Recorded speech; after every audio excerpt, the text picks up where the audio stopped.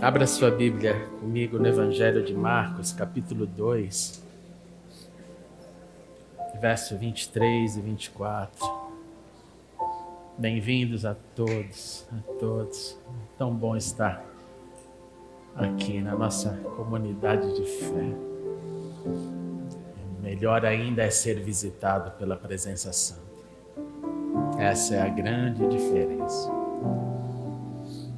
Marcos 2, 23, nós vamos ler somente dois versos, o 23 e o 24. Aconteceu o quê? Certo sábado, Jesus estava passando pelas lavouras de cereal. Enquanto caminhavam, os seus discípulos começaram a colher espigas. Os fariseus lhe perguntaram: veja bem, por que eles estão fazendo o que não é permitido no sábado?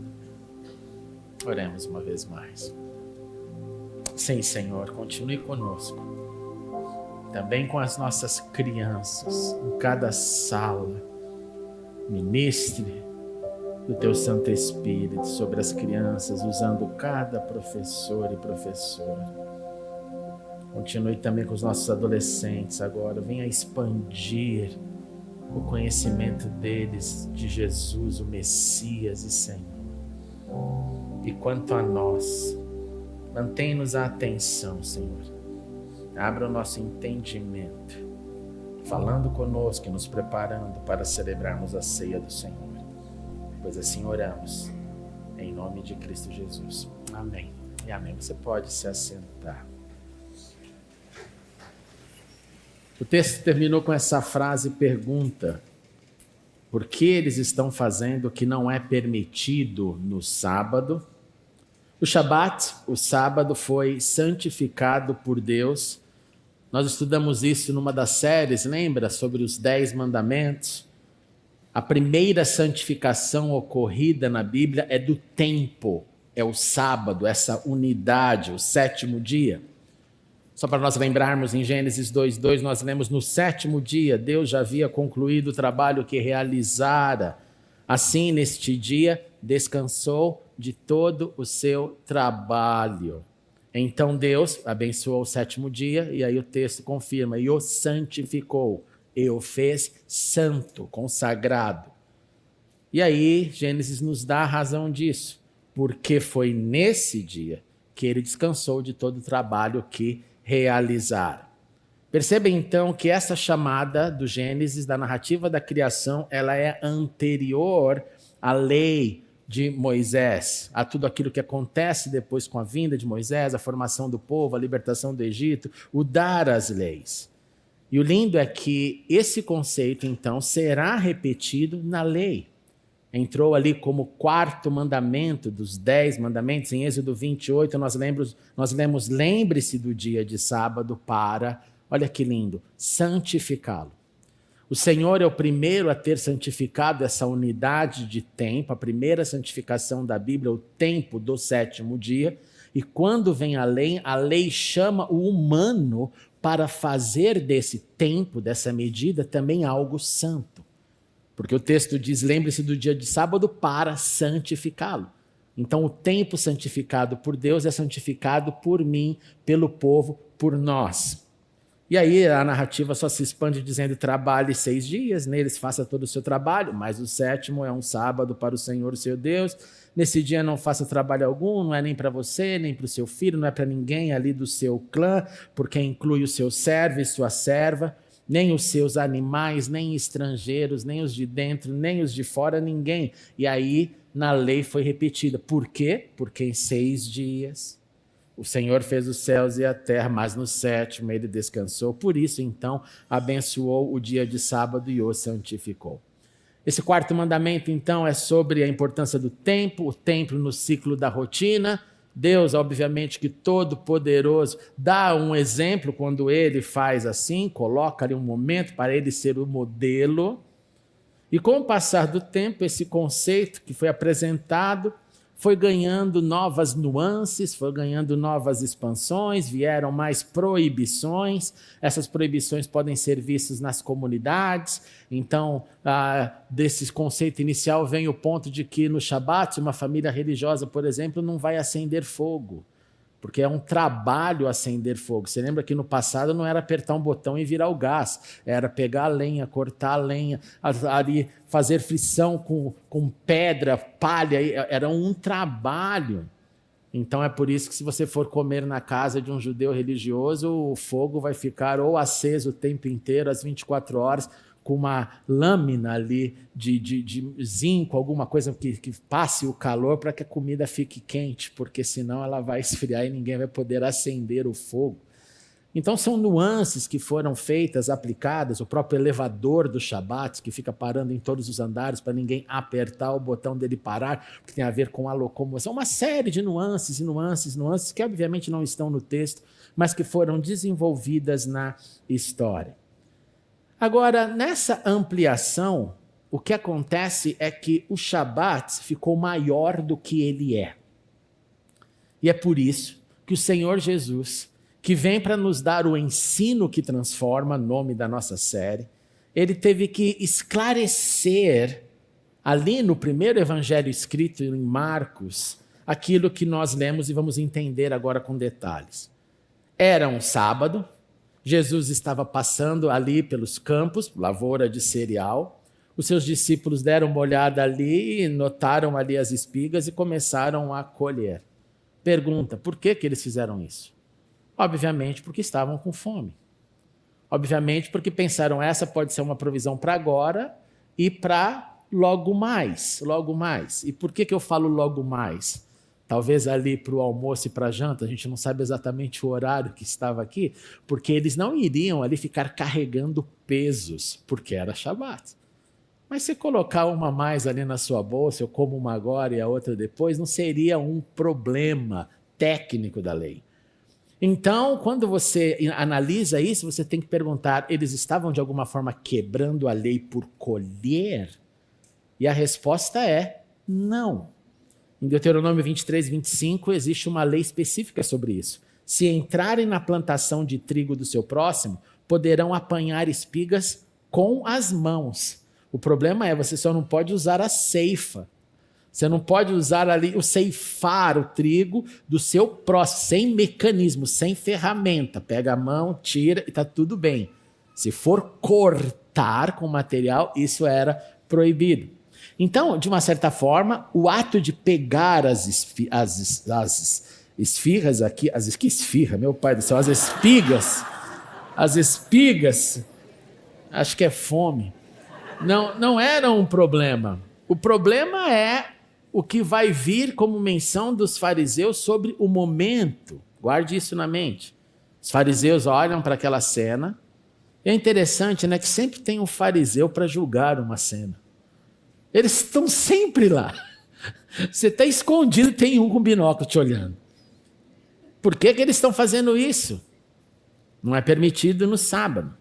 Aí você tem que voltar, então. Ok, vamos checar então o que diz sobre o sábado.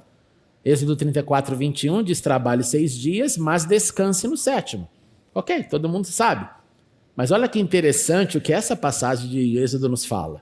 Descanse, tanto na época de arar, como na da colheita. Então adiciona um problema aí dizendo, olha, sim, você pode lá pegar a espiga, mas não nesse tempo. E aí fica o ponto, quebraram ou não quebraram a lei? Jesus referendou a quebra ou não? Mas Jesus não veio cumprir a lei, não veio fazer a lei plena como nós entendemos? E então o Senhor Jesus explicou para eles como explica para nós.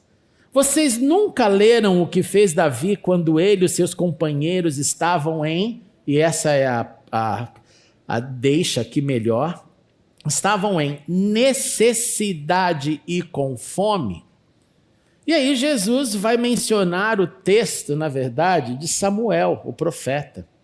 Quando lá nos dias do sumo sacerdote Abiatar, o texto diz que ali entrou na casa de Deus estavam ali Davi e alguns homens.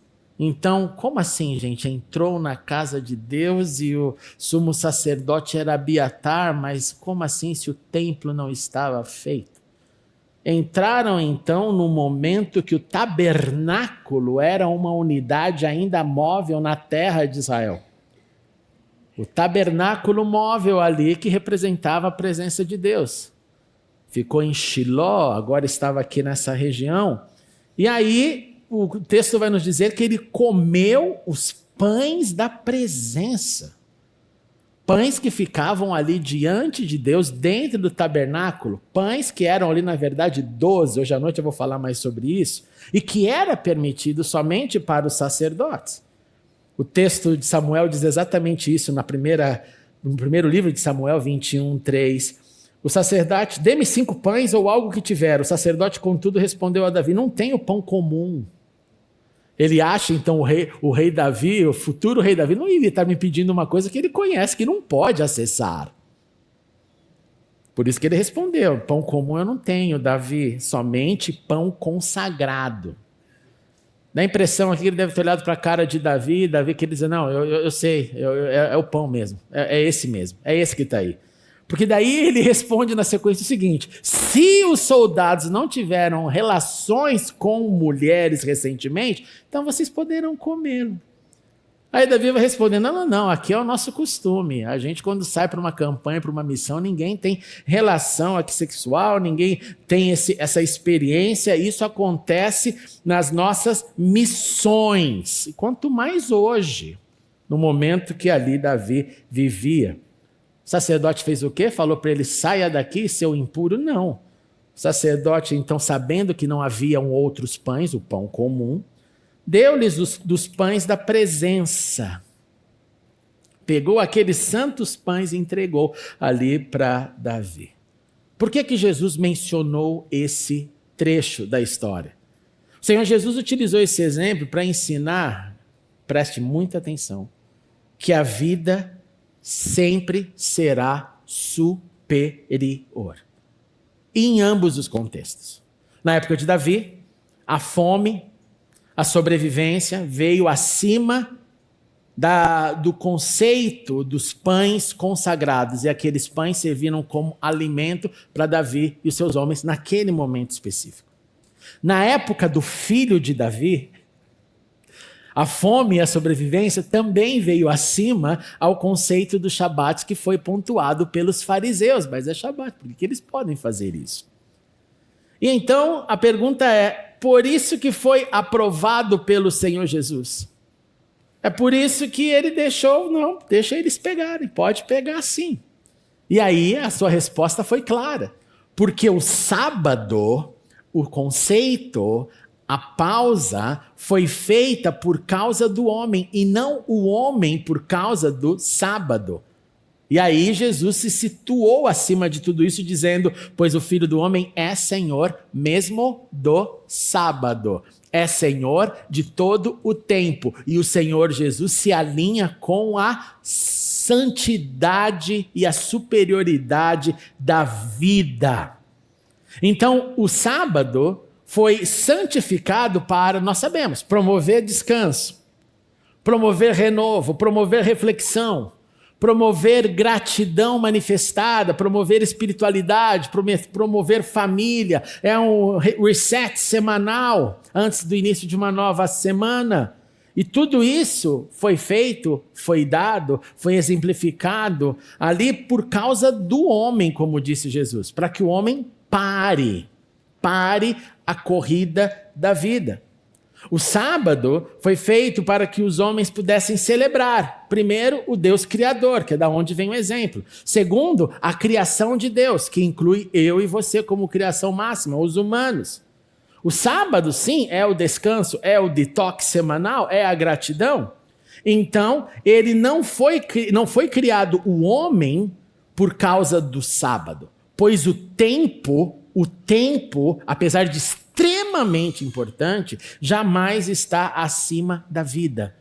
Pois para todos nós chega um momento em que a vida vai parar no tempo. E vão marcar o dia da nossa partida. Dia 26 agora foi a lembrança para mim, para minha família, da partida do meu pai. O tempo parou, foram 2 anos que ele partiu. O tempo parou para ele. Continua nas nossas lembranças, no que vivemos, mas parou para ele. Então esse é o entendimento e isso que acontece hoje quando eu olho para esse tempo e percebo que a minha vida, de acordo com o ensino transformador de Jesus, é o que eu devo prestar mais atenção. Eu não sei se vocês notaram, mas uma discussão do momento é se os supermercados vão abrir ou fechar. A lei prévia dizia que era hoje, dia 1 de março, que deveria parar o funcionamento. Supermercados, lojas de material de construção e algumas outras. Alguns estados estão querendo manter, outros não. Está uma briga, os sindicatos e por aí vai. O tempo, o parar. E essa discussão é interessante porque ela mostra de uma forma essa corrida que não para. Essa corrida que não tem uma pausa. E qual que é o ponto dessa corrida? É porque daí a vida não está como superior. Porque se você não para, a vida vai te parar. Se você não cuida da superioridade da vida no tempo, o corpo te para. O corpo nos para. Tem um limite. E é interessante como essa corrida, e você olha os danos de todos os desafios do que nós chamamos hoje da saúde mental e a sua corrida, porque a mente não descansa. A vida, então, não tem tempo para contemplar o nada. A vida hoje não consegue contemplar o ócio, porque o telefone não deixa. O parar e ficar olhando para o nada, e ficar fazendo nada, e ficar pensando em nada, parar. Lá naquele sábado, o Senhor nos ensinou de maneira bem tranquila e direta. O sábado foi feito por causa do homem, não o homem por causa do sábado. E ele, quem disse isso, quem ensinou isso, é aquele que é Senhor de todos os tempos, de todos os dias, incluindo o Shabat. O que nós podemos tirar de tudo isso, irmãos e irmãs? Sim, esse exemplo de descanso foi dado por Deus. O sábado foi feito para nos permitir pausar, contemplar a vida. A vida é o bem mais precioso que temos. Você tem algo mais importante que a sua vida? Ou se perguntassem para você, ou se tivéssemos que mensurar qual é o valor da minha vida, da sua, quanto que você daria? Acho que eu valho 1 milhão, acho que... Qual é o preço que a gente dá para uma vida? Uma vida, a minha, a sua. Quanto você classifica o preço do seu filho, da sua filha, do seu marido, da sua esposa? A vida é o bem mais precioso que nós possuímos. É uma vida que eu divido com alguns que são mais de perto, eu divido com alguns que são mais de longe. Com os mais de perto eu choro juntos, com os mais de longe eu só dou risadas. Os mais de perto eu posso abrir o coração, com os mais de longe eu mantenho um small talk. Mas eu celebro junto, eu vivo junto. A vida, ela é como um casamento, uma união de pessoas com pessoas e histórias. Falar em casamento hoje, pela graça de Deus, eu celebro o dia que o Senhor percebeu que não era bom que eu estivesse só e me deu a Cecília quando eu tinha 14 anos de idade. 14 anos de idade, num acampamento da igreja. E como você não casa com 15 anos, eu tive que esperar até 24. E hoje, nesse 1 de março, nós celebramos 29 anos de casados. Glória a Deus. E eu continuo amando a Cecília.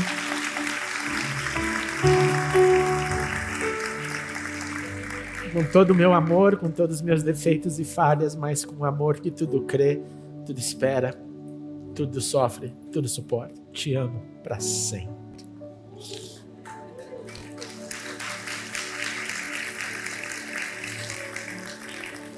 O ano que vem a gente faz a festa. Isn't she lovely, Vinícius? Você não sabe é porque você não estava aqui, não se preocupe. O sábado foi feito por causa do homem, porque a vida do homem, a sua vida é muito importante. a sua vida, a minha vida. Então esse convite não é só para analisar a legalidade do termo e aplicação, é também, mas existe algo bem superior nesse texto, que é a valorização da vida nos Shabats, da nossa finita vida. O que está aqui nesse texto é a importância da sua vida, e a pergunta: qual é o significado dessa vida? Que se estiver em perigo, que ela coma o pão da proposição, que ela coma o pão das colheitas, que ela faça alguma coisa, porque ela é superior. Essa vida que ensaia para a eternidade. Por isso que a cada domingo, quando aqui nós estamos ensaiando para a eternidade, pelo menos ensaiando para o coro celestial, imagina, Heloísa, vai ser bem melhor, né? Se a gente já se encanta, já é tocado aqui, imagine na presença dele, é um descanso que nós teremos lá diante dele, onde a vida que foi resgatada vai celebrar o que disse Hebreus 4:9, o descanso sabático para o povo de Deus. E lá nós celebraremos quem? A vida, agora eterna. Em nome de Jesus, nesta quaresma, preste atenção no valor da sua vida. Não diminua uma vida que Deus mandou seu filho para morrer naquela cruz por uma vida, 2 vidas, 3 vidas, por vidas. Nessa quaresma, preste atenção no que é o seu propósito e desafios para glorificar a Deus e amar outra vida, amar o próximo como, não mais como a você mesmo, porque daí a medida depende do quanto você se ama, mas amar o seu próximo como Ele nos amou. Peça ao Senhor que te renove na contemplação da vida e da missão. Não diminua. Não coloque as suas restrições. Em nome de Jesus, não se permita dizer: eu não quero crescer nisso. Ah, mas pastor, eu não digo isso. Não diz, mas não permite. Não permite. Quando eu não me abro para as pancadas de Deus que vêm para nos transformar, a gente não está permitindo. Peça ao Senhor que te ilumine ainda mais. Fala: Senhor, essa vida então é importante. Deixa eu ser mais sal e luz, Senhor. Deixa, Senhor, deixa eu ser em todos os cantos que eu andar, Senhor, que quando eu chegar venha a luz e essa luz atraia outros que estejam na escuridão. Senhor, que quando eu entrar num lugar venha o sabor que falta para aquele lugar. Peça ao Senhor que te faça perceber o que Ele quer especificamente de você, o que Ele quer que você faça e viva, porque a sua vida, a minha vida, foi amada por Deus. Amada por Deus. Você imagine quando eu tive o meu filho André, neurodivergente, comecei a pensar nesse negócio. Falei: Senhor, e a vida? Transferir dele para outras. E a vida desses que não tem todo o cognitivo? E a vida daqueles que já vieram no mundo com outros transtornos mais complexos? Isso, Senhor. E o Senhor calou meu coração lá no passado e continua a calar, porque às vezes a revolta bate, né? Bate. Seu pastor é um revoltado contrito. Eu seguro a onda. O Senhor deixou na minha mente, no meu coração: olha, eu faço tudo para a minha glória. Eu faço tudo para a minha glória. Então, se eu tenho que contemplar essas pluralidades e diferenças cognitivas, é para que eu, que sou chamado neurotípico normal, usufrua desse bem psíquico para acolher o que não tem. E eu estou falando também além de inclusão. estou falando também do outro ser humano, daquele que difere de mim, mas que eu tenho que olhar para ele e para ela como uma vida amada pelo Senhor. É fácil fazer isso, gente? É bem difícil. Mas quando eu falo, e aqui eu concluo, que a vida então está acima do tempo, do Shabat, de tudo, do amor de Deus, eu chamo a nossa atenção para sim falar, Senhor, que a minha vida tenha esse significado, mas Senhor, que eu olhe, ou pelo menos tente ver o significado na vida do outro. E brigue para não brigar. Brigue para não brigar. Brigue para permanecer em unidade, para honrar o amor de Deus, que até o nosso último suspiro vai estar tentando nos resgatar, tentando nos transformar, tentando fazer de nós gente que não seja sequestrada pelo maior vilão de todos, que não é nem o diabo, sou eu mesmo.